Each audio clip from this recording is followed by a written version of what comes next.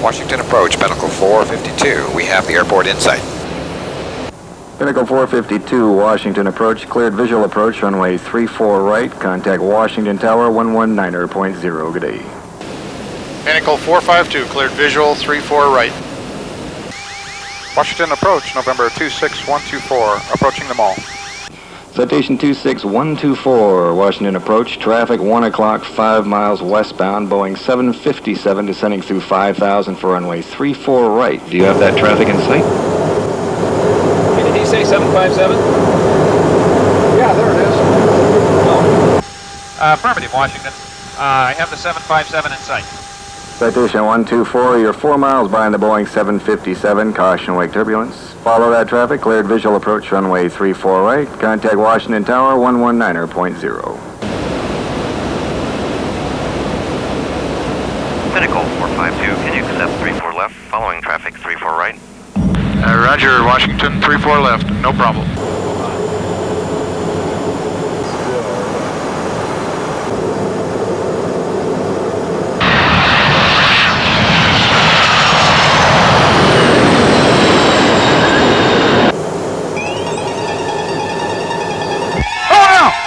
Give me go on power.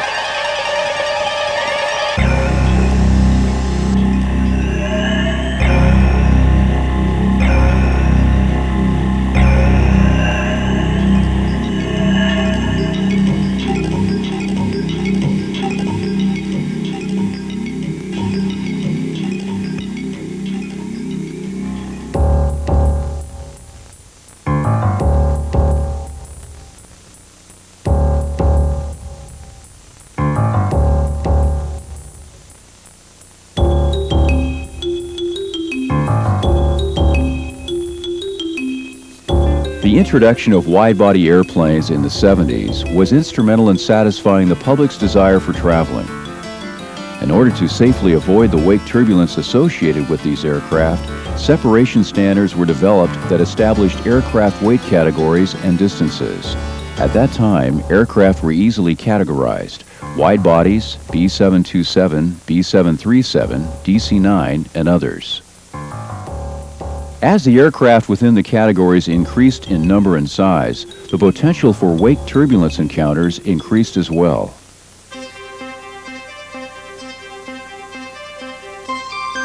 Today there is almost a continuum of aircraft sizes as manufacturers develop the airplane family concept of new transport and corporate aircraft.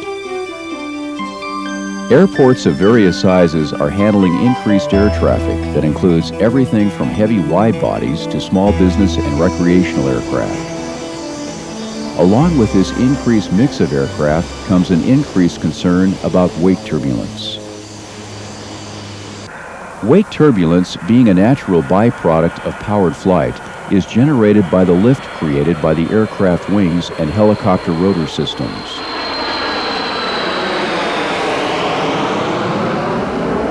It develops when air rolls up off the wingtips, forming two counter-rotating vortices. The strength and effect of a trailing vortex is predominantly determined by the size, weight, speed, and wing configuration of the aircraft producing it. The strongest and potentially most dangerous wake turbulence is produced when the aircraft is heavy and flying slowly. The vortices from larger aircraft sink initially at about 300 to 500 feet per minute to a maximum of 900 feet below the flight path of the generating aircraft. Vortex strength diminishes with time and is affected by atmospheric conditions and contact with the ground. In calm wind, as the vortices sink close to the ground, they tend to move laterally over the ground at approximately 2 to 5 knots. The vortices are strongly influenced by ambient wind. A strong enough wind will dissipate the turbulence. A light crosswind will decrease the lateral movement of the upwind vortex and increase the movement of the downwind vortex. A tailwind condition can move the vortices forward into the touchdown area. One of the most hazardous situations is a light quartering tailwind. Northwest 9. 989, clear to land. Horizon 466, Seattle. The location and strength of wake turbulence still remains fairly difficult to determine and usually invisible to both the pilot and controller. There are, however, some basic recommended procedures which can be used to assist pilots in avoiding the preceding aircraft's wake. Your aircraft's performance and capability should be considered when applying these procedures. When landing behind a larger aircraft on the same runway, stay at or above its flight path, noting its touchdown point and landing beyond it. In the case of parallel runways closer than 2,500 feet, landing behind a larger aircraft requires the pilots to be aware of possible wind drift towards their runway. Stay at or above the larger aircraft's flight path and note its touchdown. If you are landing behind a larger aircraft on crossing runways, cross above the larger aircraft flight path. If the larger aircraft is departing on the same runway, note its rotation point and land well prior to that point. Here, the larger aircraft is departing on a crossing runway. Note the rotation point. If it is past the intersection, continue your approach and land prior to the intersection. If it rotates prior to the intersection, avoid flying below the larger aircraft flight path. Abandon the approach unless you can land well before the intersection. Be alert for any critical takeoff situation which could lead to a vortex encounter. In takeoff situations, note the departing aircraft's rotation point and rotate prior to it. Be sure to evaluate aircraft performance and determine if it is possible. If necessary, or there is any doubt, delay the takeoff. After takeoff, continue your climb above and upwind of the larger aircraft climb path until turning clear of its wake. Avoid any headings which will place you behind the preceding aircraft path. In the case of an intersection takeoff on the same runway or parallel runways, be alert to adjacent large aircraft, particularly upwind of your position. Avoid subsequent headings which will cause you to cross below a large aircraft path. In the case of an aircraft making a low missed approach or touch and go, wake turbulence may exist along the runway and in your flight path, especially if a light quartering wind exists. Leave an interval of at least 2 minutes before executing a takeoff after a heavy aircraft.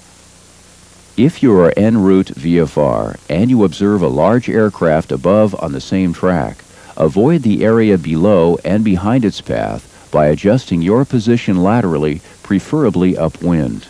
Hey, Coach, 545 Park, rate. The other key player directly involved with avoiding wake turbulence is air traffic control. Air traffic controllers are required to provide radar and wake turbulence separation or visual separation until the pilot accepts visual separation or a visual approach.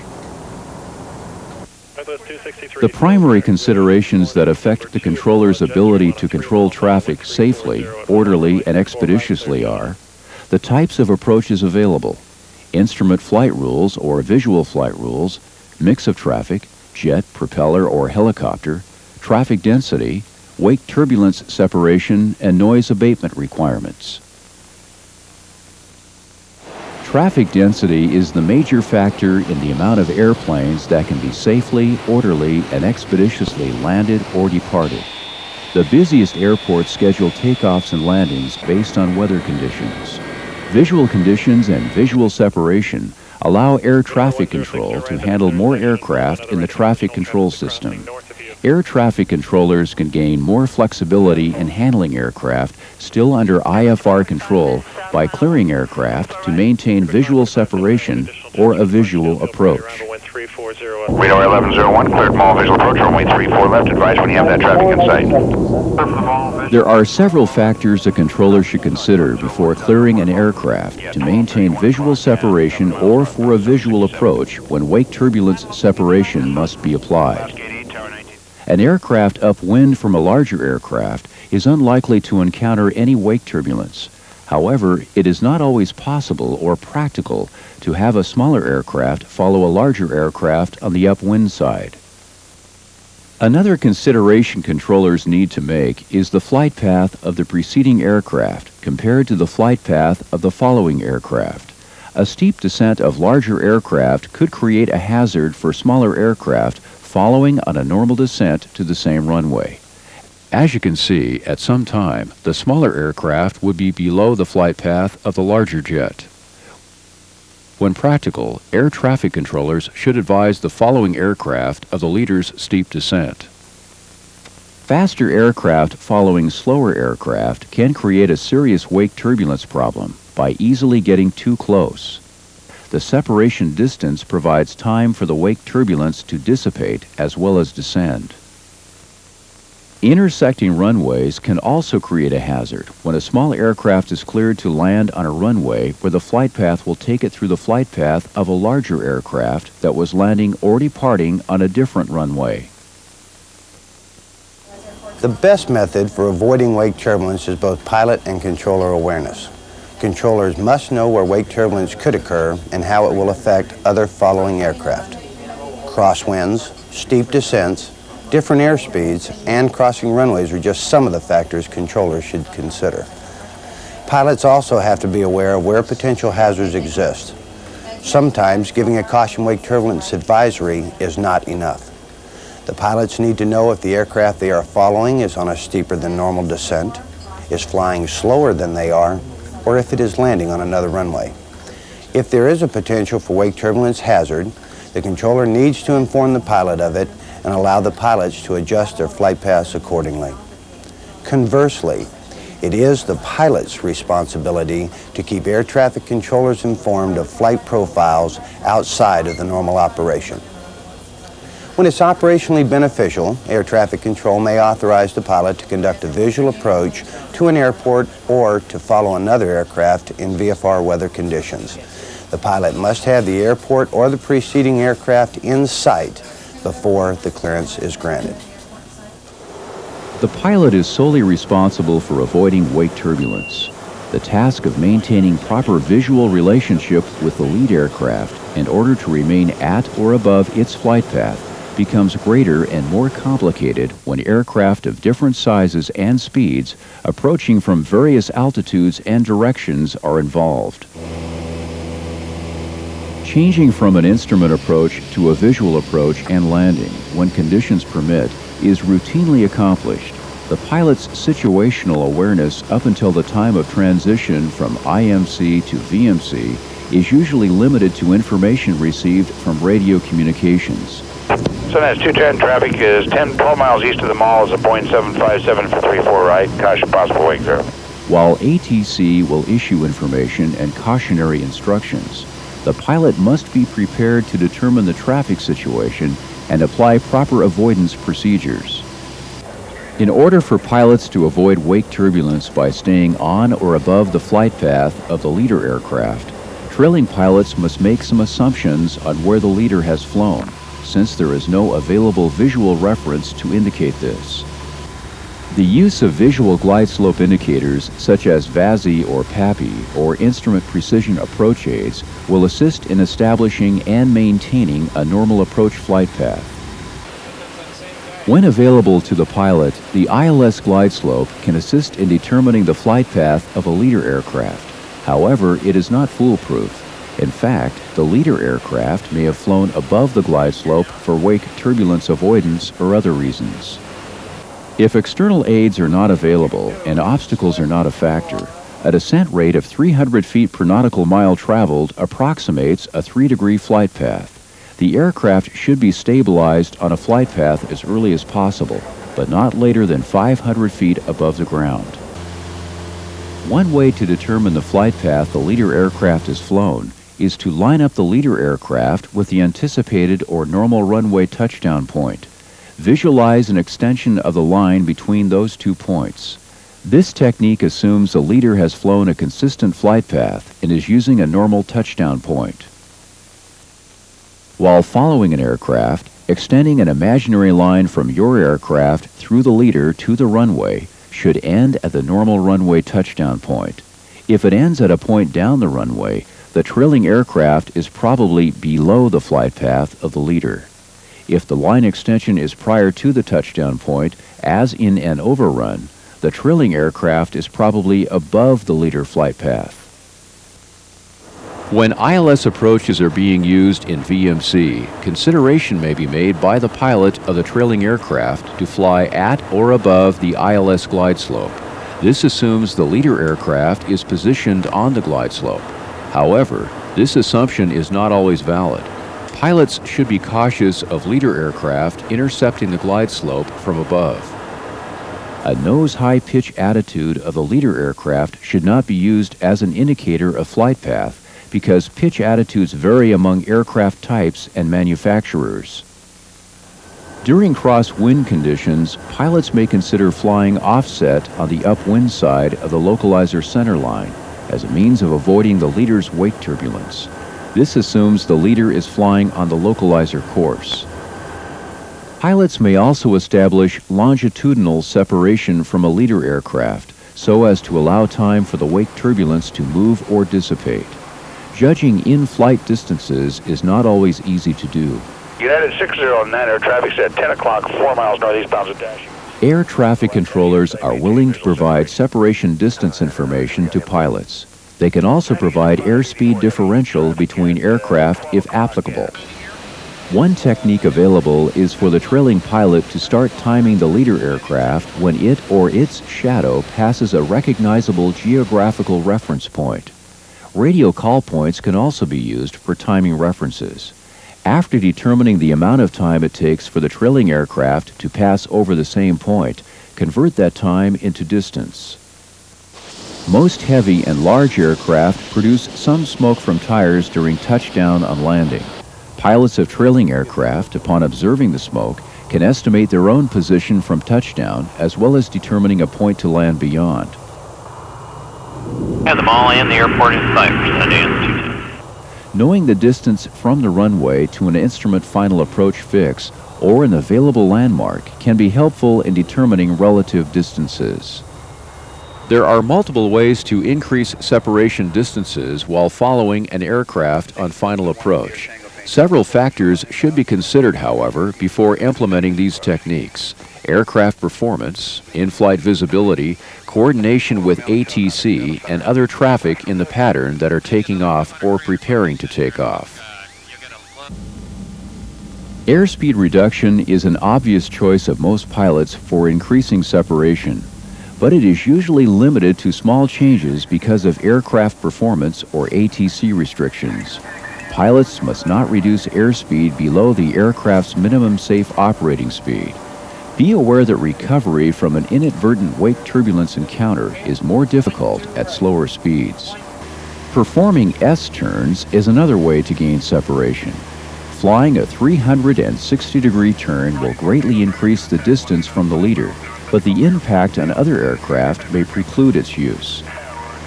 The decision to abort the approach or landing and go around is always an alternative for avoiding wake turbulence. Speedbird 87 Heavy, the traffic now 12 to 1 o'clock, 8 miles northeastbound, at MD 80 5500 for 3-4 left UC. Listening to all radio communications, not just those directed at you, can be helpful in providing information that can improve wake turbulence situational awareness.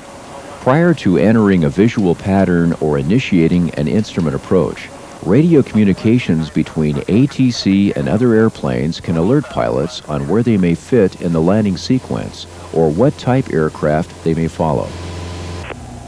Northwest 263, saddle tire, good morning. Number 2. Takeoff and landing clearances for other aircraft provide pilots information that can be useful for spacing considerations as well as anticipating the location of generated wake turbulence. In other words, don't overlook any information that can aid your planning and flying an approach, takeoff, landing, or go around.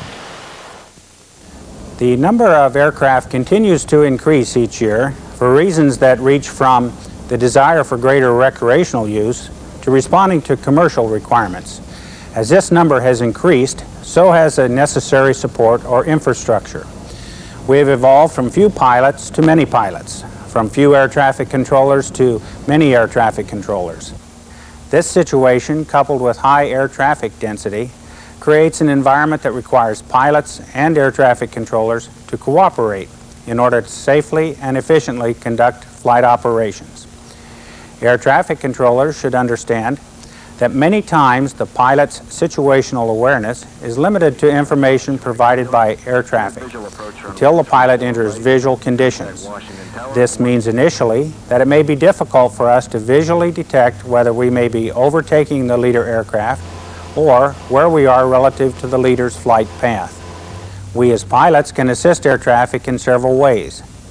One way is to understand that controllers are continually challenged in sequencing arrivals with departures, planning for different aircraft with different performance characteristics, and applying wake turbulence separation criteria. If we initiate an unusual request or make a change in our flight operations from what is normally expected by air traffic, it will probably increase an already high workload for most controllers at major airports. Timely, precise, and disciplined radio communications with air traffic improves the flow of vital information. Now let's review the reenactment of the wake turbulence encounter you watched at the beginning of this video and see where increased awareness might have prevented the incident. The leader aircraft is coming in high and slow because its descent was delayed. Although not typically a problem, it contributes to the situation which arises. The citation should have been aware of the location of the 757's flight path and that the citation's current flight path would be below the flight path of the 757. The pilots lacked sufficient situational awareness of the possibilities. Putting the 757 on the left runway with the trailing citation on the right positioned the citation downwind from the 757. Light winds enabled the wake turbulence from the 757 to drift to the right.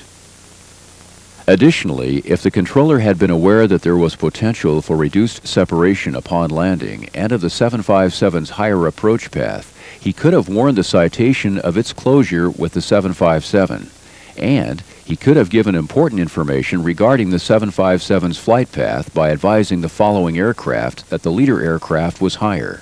For example, your traffic departed the outer marker at 3,000 feet.